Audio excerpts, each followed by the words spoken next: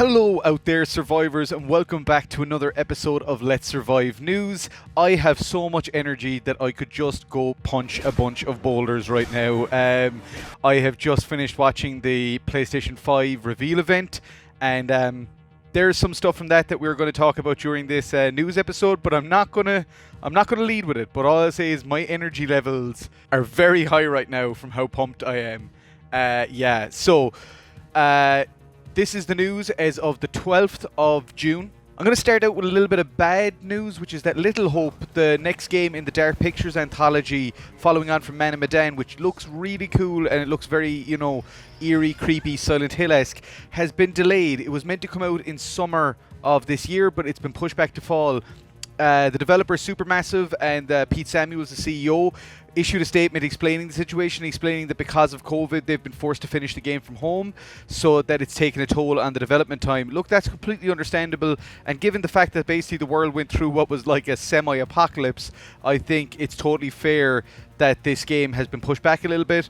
I spoke about the game before, about the developer's diary that was released, and you should definitely still, if you haven't checked that out yet, you should check it out, and definitely check out the trailer. Little Hope looks really cool, and there's another episode of me and Brooker playing Man of Medan going live this Sunday, where you'll see us continue on that journey. And I think Man of Medan is a cool game in multiplayer. I cannot speak to what it's like in single player because I haven't tried, but yeah, so that's the first little bit of news, is that Little Hope has been delayed till fall. It's a bummer, but it's for the best. Now on to some Resident Evil Resistance news. So if you're still playing Resident Evil Resistance, I haven't had a chance lately, but it is something I want to go back to. Especially somebody that I reached out to on Twitter has asked me to play with them online, and I'm definitely going to give it a shot again. If you are still playing Resistance, some fursuits got released. So in Resident Evil Resistance, you can now play as furries. Of course, thank you, Resident Evil. No, they actually look pretty funky and funny and charming and cute and weird. But on top of that, there's a new map that has been added. It's a prison map, which is pretty cool that they are adding, this kind of content into the game. It does kind of lend me this belief that they are willing to support this game. And so I am excited. I'm definitely looking forward to getting back into it and checking out some of these new maps, new skins. There's some other content, like Jill has her classic costume now. Also, Lady's hair from Devil May Cry 5 on the Jill model, which looks really interesting and cool. But yeah, so more updates for Resident Evil Resistance, which is only a good thing because it shows that Capcom are willing to support the game and keep it alive, which is awesome. The next bit of news is more of a rumor than news, but it basically relates to Parasite Eve, which is one of my favorite goddamn series ever. I love Parasite Eve 1 and 2 so much. 1 in particular, 1 is just a near flawless game in my opinion.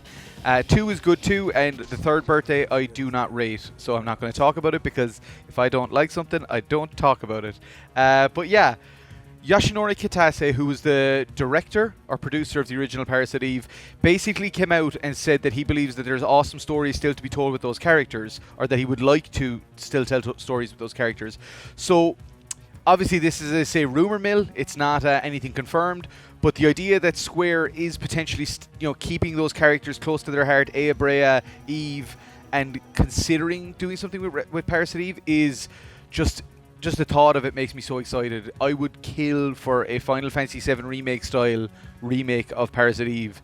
It would just be amazing, and with the success of horror games like Resident Evil, the remakes, I think it would do so friggin' well right now, because it's become it's become very much a cult status game, so I think a lot of people would want to check it out now, if they did do a remake, which they may not.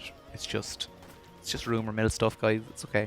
In non-horror specific related news, a local developer, Casa On, which is co-founded and ran by one of the former co-founders of Open Emotion Studios, the company that I was a co-founder of back in 2009-2012, Mike Nocton.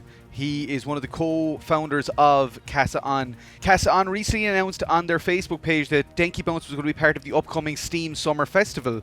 So that is really awesome. This looks like such a fun game. I watched the trailer and I got excited because it just looks funky and fun. I've always been a huge fan of Mike's art styles. So Denki Bounce looks awesome. The Steam Summer Game Festival will be on June 18th at 10 p.m. GMT. I was going to say PST, and I was like, that is not right. No, it'll be at 10 p.m. GMT, and it'll be featured as part of that. And it is available to add to your wish list on Steam right now. Looks super cool. Have a look. Check out the trailer. And if you are, local like myself in Ireland, support local developers, support indie developers that deserve your support. Because I can tell you from having worked with Mike at Open Emotion, this dude's got crazy ambition and crazy skills, and it would be awesome to see Casa on grow and grow. And Denki Bounce looks like a hell of a lot of fun and a great start for this company. And finally, before we go to the PlayStation, reveal event stuff, I want to mention that Persona 4, which is one of my favorite games on the PlayStation Vita, it was also on PS2, but the PS Vita version is the definitive, the golden. Persona 4, the golden, is coming to Steam, which is awesome. For anybody who's played 5 and been like, oh, this is so awesome, you need to play Persona 4 as well. It's so good. It's a murder mystery. You are kind of tracking a killer who is putting people into a TV world where they're killed by monsters. So there is a horror element here, guys. Even though it's got all the quirky JRPG-ness, it's got some dark themes. There's some really grisly murders, grisly, nasty stuff in this game. But there's also, going to the mall with your bestie and, taking a scooter and going on summer break together. All these moments are beautiful and charming, by the way. But yeah, Persona 4 is coming to Steam on June 13th. Oh, I hate being Irish. The way I say 13th. There we go. 13th. It's such a stereotype. God damn it, Paddy. Get your shit together. No, Persona 4 is coming on June 13th to Steam, and I strongly recommend picking this game up. I will be buying it immediately because Persona 4 is, although I think 5 is a much more polished and refined game, I think there's something about 4 that I just absolutely love. Maybe it's that it is that little bit darker, a little more horror infused or influenced. But yeah, I loves it, and so it gets a big damn recommendation from me. So now it's time to get into the PlayStation 5 reveal event news. As soon as I said those words, I've blanked on everything that just appeared in it, bar one thing, and that is Resident Evil 8. So during the PlayStation 5 reveal event, they showed the trailer for Resident Evil 8 Village. And my good God, it looks amazing. I've seen so much hatred for it already. As I say, I hang around in a bunch of groups on Facebook and stuff. And Resident Evil fanbase is the one that just is so split, man. It's so divisive. Resident Evil fandom just fights over everything. No offense to anybody. Like, it just is the case. It's just that kind of series. It's had so many evolutions. It's changed so much from 1 to 3 to 4 to 6 to 7, now 8, that people, I think, people have their favorites and they like the way Resident Evil is one way, and they get kind of annoyed when it changes things up. But I, for one, am so excited for this dark, gothic, broody feel that Resident Evil 8 Village exudes. There was a moment in the trailer where Chris Redfield appears and does something absolutely awful, and I am excited to see where they're taking Chris in this game. And Ethan, the lead from Resident Evil 7, has returned. I am very excited to see what happens with Resident Evil 8. I'm going to be doing a full speculation video on it, so I'm not going to get into too much here. All I'm going to say is there's a link to the trailer in the description below. Go check it out, nerd out for yourself. If you want to see my reaction, I have a PlayStation event live stream episode. You can check that out and watch as I was told by someone in the comments, I think it was Boz, said that my reaction would go down in history because it was so big and genuine. So yeah, if you want to see that, head over and check out that PlayStation event episode, and there should be links to timestamps in the description. But yeah, I am very excited. 2021, this is coming to PlayStation 5. I presume it'll come to other platforms as well, but yeah, just could not be more goddamn excited for this. And speaking of horrific games revealed during the PS5 reveal event, Demon's Souls Remastered, looking unbelievable. Doesn't even bear much resemblance to the original Demon's Souls, but that's in a positive way. It looks incredible. Demon's Souls was revealed and showed off, the kind of cinematic trailer. I never particularly got into Demon's Souls. It was always that bit too punishing for me. I know it has a huge devoted fan base that absolutely worship it, and obviously then the Dark Souls games were spawned from that. But yeah, I would personally love a Bloodborne 2, but I will definitely check out Demon Souls. It looks so good, and I know that this has made so many people so happy, so I am happy on their behalf too. And while, as I say, it's not a series that I particularly loved, even though I love Bloodborne, it's such a weird thing. I am still very eager to see what happens with Demon Souls, because it looks pretty freaking awesome. Again, trailer link in the description, and you can hop over and check out my reaction on the event episode. That would be awesome. For years, I've been a fan of a kind of small developer called Housemarque, who made a bunch of cool games. They made Dead Nation Apocalypse, I believe. Was one of their games for the PS4 and PS3, and they made Resogun. Resogun was fantastic. I think Super Stardust Alpha as well, if I'm not mistaken. They made a lot of these very cool, small, simple, indie little games. Housemarque have upped their game massively on the PS5 with their new game, Returnal, which looks like H.R. Geiger's, alien aesthetic had a baby with the kind of the live, die, repeat mentality of Edge of Tomorrow. And I am so in for it. Judging by the release date, it looks like it could potentially be a launch title, which, I mean, Resogun was a launch title on PS4, so it would be awesome to have another Housemarque game launch with the PS5. And yeah, Returnal looks like it could be an absolute gem. So and it's definitely got horror vibes, sci-fi horror. So I'm in for this.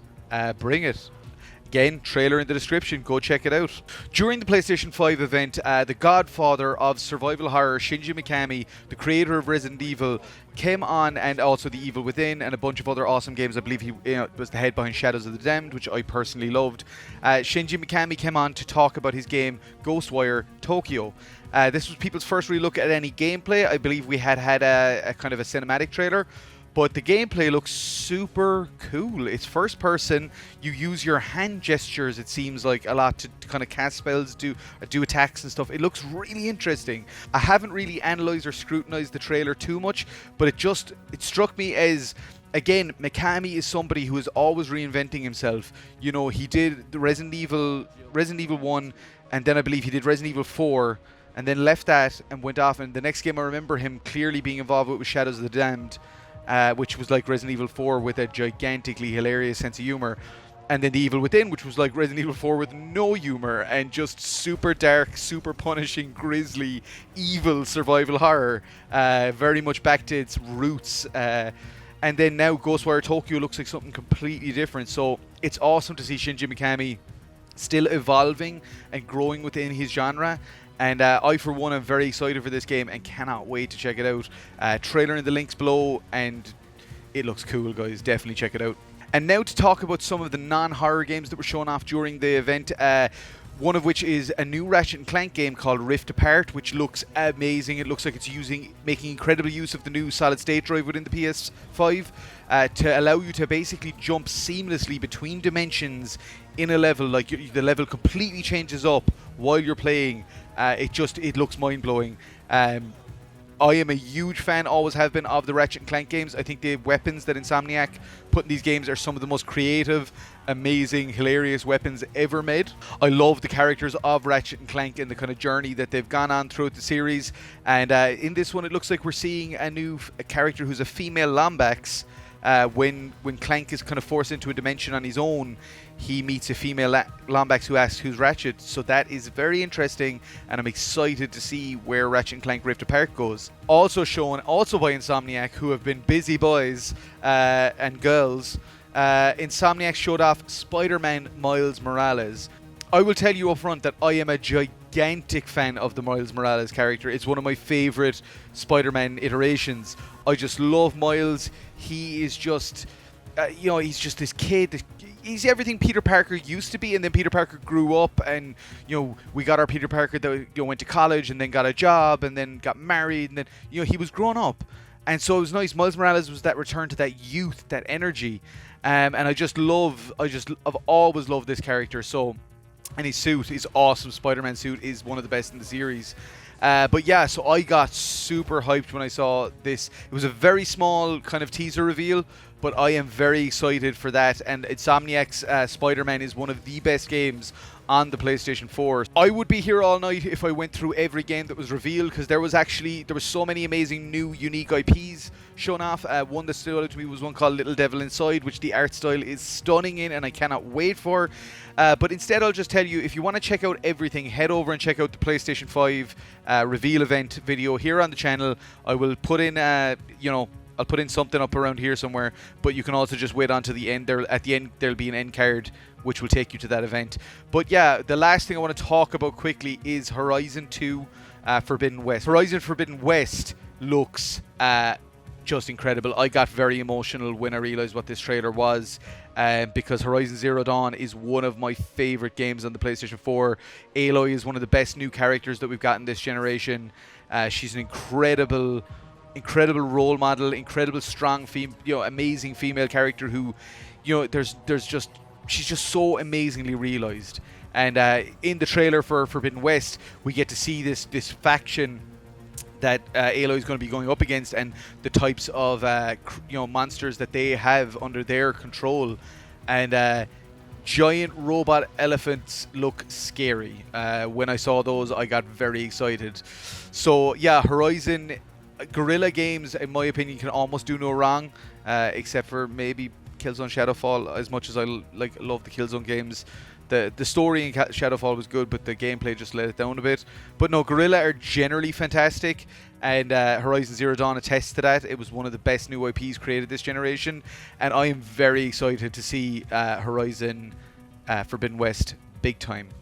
One game that was very much absent from this reveal event was God of War 2, which definitely was one I was hoping for. But look, I get it. You can't kind of show everything at once. You got to kind of play your cards, and there will be other events. They showed off the console, which I was not expecting. I had put it in my head that no, they're not going to do it because this is a game reveal event. And then they did, and again, this is massively divisive. I like the look of the console. I think it looks sleek, elegant, funky, unique. And it doesn't just look like an industrial piece of hardware. It looks just like that little bit interesting, like eye-catching. And I get that it's divisive, and if you don't like it, that's totally fine with me. But yeah, I do. So, sorry about that. But yeah, the PlayStation 5 event was incredible. Go and check it out at the link, or go and check it out at the end of this video. So now we're into our community spotlight section, and I have a few bits to get to in this week's episode. I did an interview this week with an amazing, talented, wonderful cosplayer called Josh the Medic on Twitter. Josh is he's a cosplayer who he does a cosplay of Claire Redfield from Resident Evil 2, and it is just amazing. I'm not joking. I think it's one of the coolest cosplays I've seen. Me and Josh talked for about an hour about all things Resident Evil. That audio-only interview will be dropping very soon. But today I want to show you not his cosplays, but instead the fan art that he's done. Josh has also done some amazing fan art. So yeah, just check out some of his stuff here and get hyped for that interview that's coming, because it's really, really damn cool.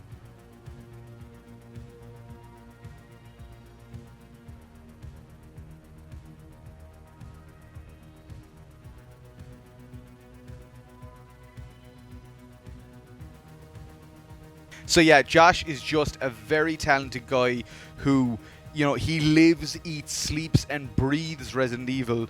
So I was delighted to get the opportunity to speak to him about the game, and we really bonded. We really changed each other's perspectives on a lot of stuff. And it's an audio-only interview that I really cannot wait for you guys to check out.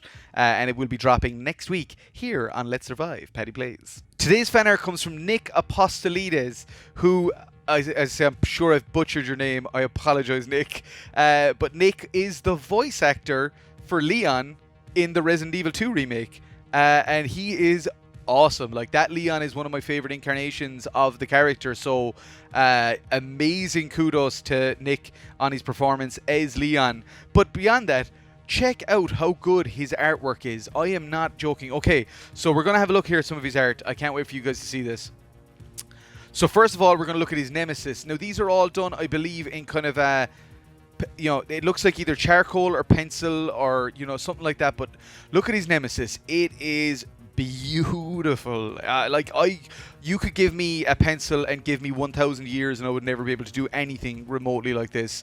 And then we also have Nick's Liquor. Again, this is done in pencil or charcoal. I'd say pencil. It's pretty damn awesome. The detail is incredible. Like, look, of course he's able to draw them, really well. He fought them, you know what I mean? As Leon, he fought these monsters. So, I'm sure they're burned into his memories. This next piece is one of his original art pieces, and it's super surreal and macabre and dark, and I love it. It's a guy who is being chased by like a floating baby monster headed thing, and it's trying to it's like reaching down to him and like pointing a finger at him, or it looks like a tree branch of sorts. But like I just think this is super cool, super surreal, super interesting. It's an art style that I really appreciate and like, but I'm saving in what is, in my opinion, the best for last. This is an image of Yawn, the snake from Resident Evil 1.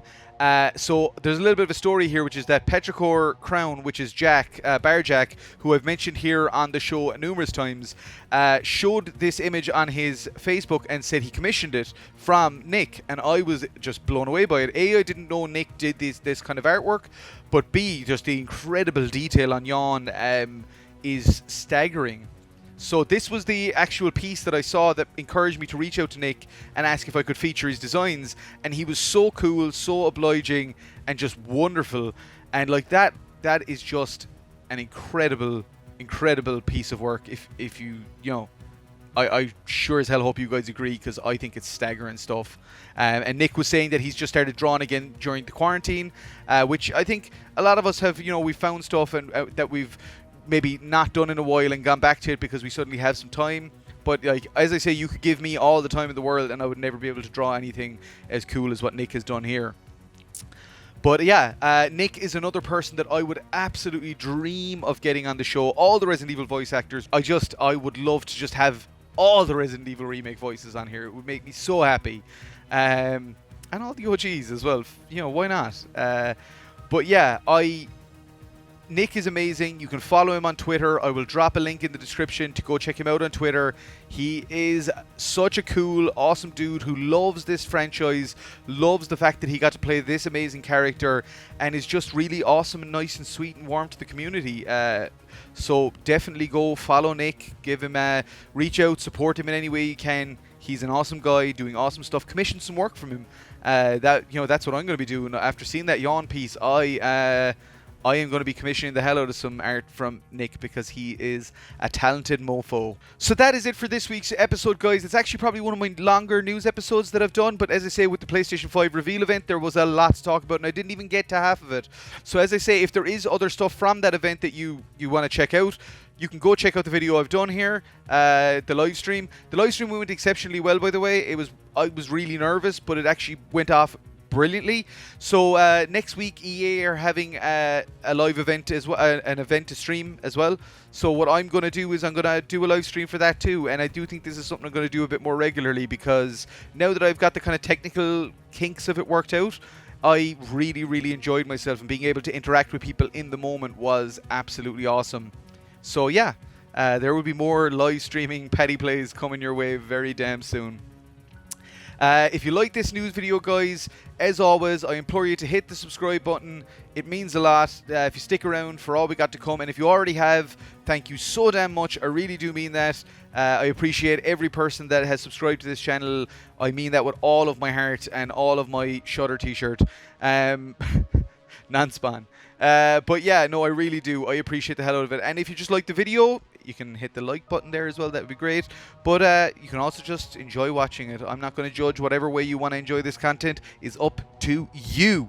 Also, as a quick note, the new music for the channel has been done by the wonderful Mitch Bain, who is a composer and musician from Scotland. He's a dear friend of mine. He's also a podcaster. He does strong language violence scenes with Andy Stewart, who we featured on our interviews episode on Wednesday.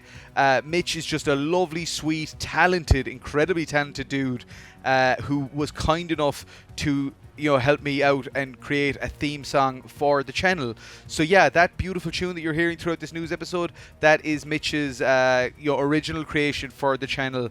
I think we're calling it Let's Survive, or We Will Survive, one of the two. But yeah, I'm so happy with it. So I would really appreciate if you could, follow Mitch on Twitter or support him on SoundCloud or support him at his official page. The links to all are below. So yeah, that would be awesome. Mitch is good people and he deserves your support. And as always, you guys, thank you so much for checking out this episode, and let's survive together. Peace out.